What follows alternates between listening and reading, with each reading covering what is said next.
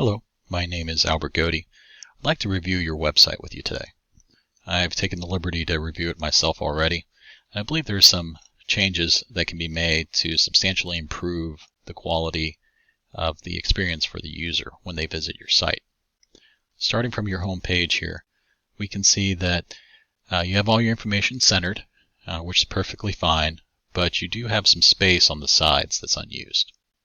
And the reason that you have that space is that the design of this website is what's referred to as non-responsive, meaning that it's set in its layout regardless of the size of the screen or resolution being used to view it. So for example, if I was to narrow the view of my web page here, you can see that I'm now cutting off information on your page. You're losing your images, your links, all your details about your website. Now, with designs today, it is possible to have a responsive website, meaning that the page will adjust the layout of the details within it to accommodate regardless of the screen size.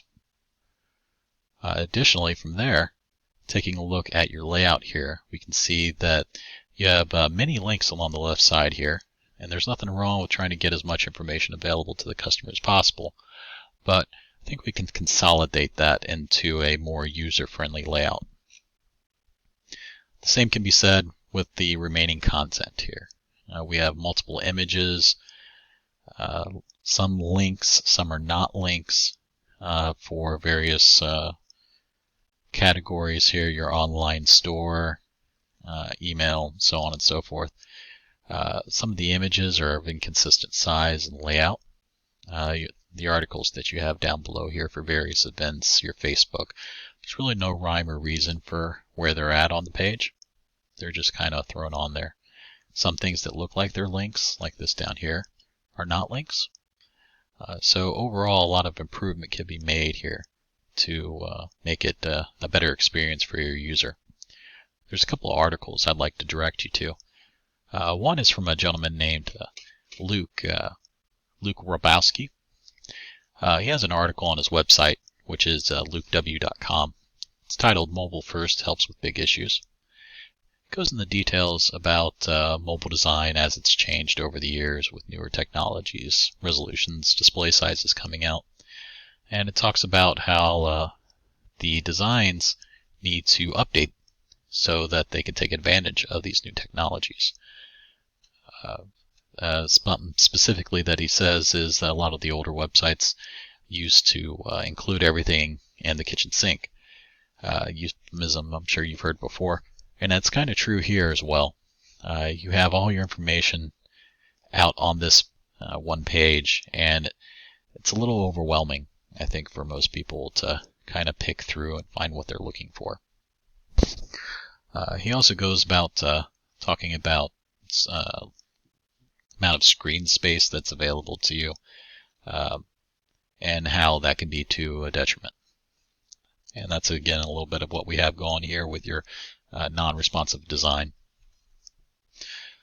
There's another article as well from a website called braintraffic.com.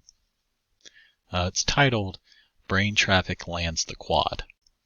It's a ice skating reference that you may get. I don't follow the sport, but the point of the article here is to talk about the design strategy for a website, and they categorize it into 5 different ways.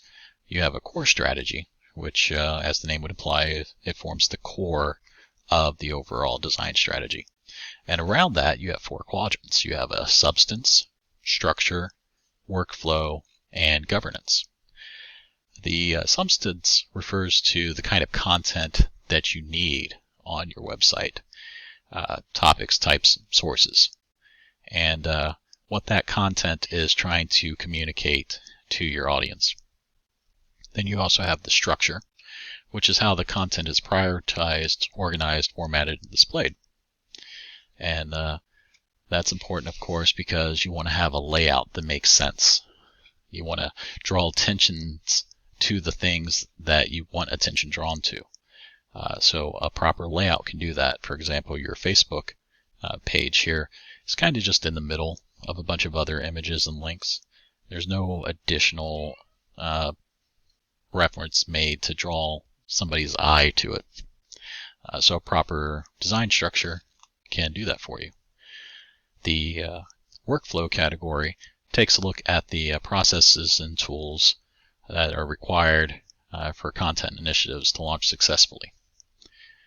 The governance talks about the key decisions about your content and your content strategy and how those changes are initiated and communicated.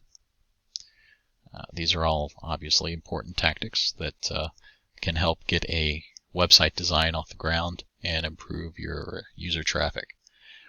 Now, of course, that doesn't exactly mean much to you as just words, but we can take a look at an example of some of these in action and how they differ against your website. And example of that actually is available right on your page here, this Rover Sports Register link.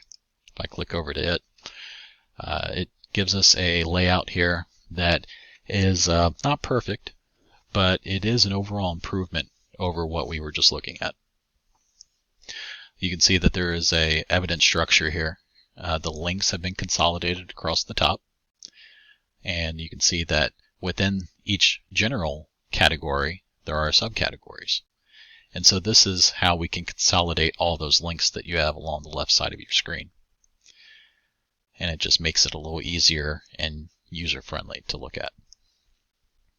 They also have their own images that they want to display. And they've taken advantage of their background page to display some of those images, as well as this cycling scroll here that will take you through some of their vehicles. As we scroll further down, you can see along the right side we have various topics that have been categorized into their own boxes.